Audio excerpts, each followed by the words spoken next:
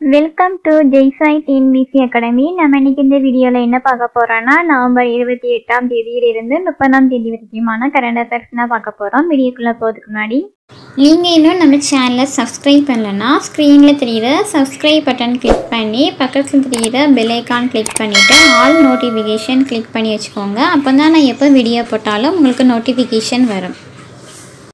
First question, தமிழ்நாட்டில் எங்கு colony உற்பத்தி தொழிற்சாலை அமைக்கப்பட்டுள்ளது? Answer option C, Perambalur. Perambalur மாவட்டம் எறையூரில் உள்ள சிப்காட் பூங்காவில் காலனி உற்பத்தி தொழிற்சாலையானது அமைக்கப்பட்டுள்ளது.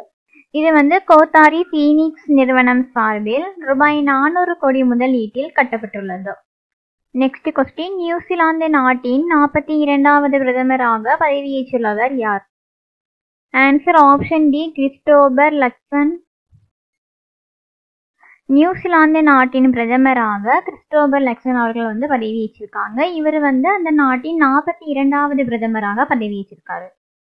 நெக்ஸ்ட் கொஸ்டின், 2023ஆம் ஆண்டுக்கான புக்கர் பரிசினை பெற்ற எழுத்தாளர் யார்? ஆன்சர் ஆப்ஷன் பி, பால் லிஞ்ச்.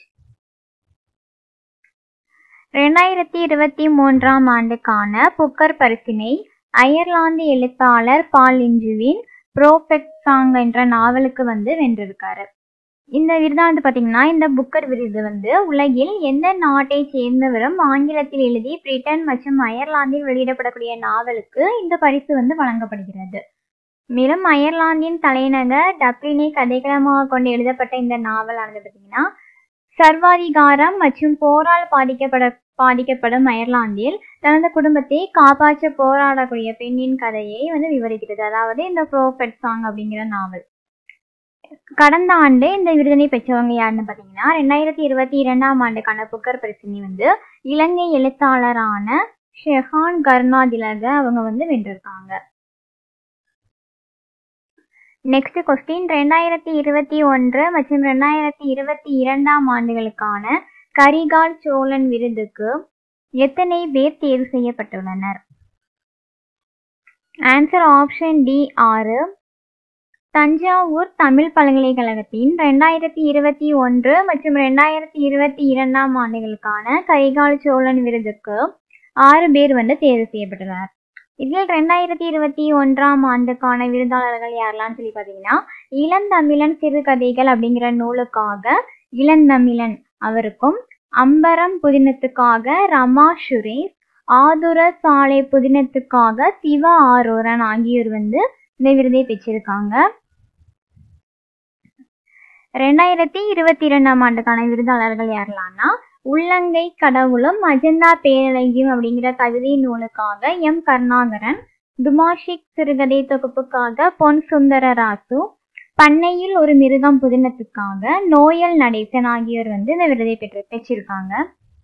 நெக்ஸ்ட் கொஸ்டின், பிரான்ஸ் நாட்டின் உயரிய விருதான லெஜியன் ஆஃப் ஹானர் விருது யாருக்கு வழங்கப்பட்டுள்ளது?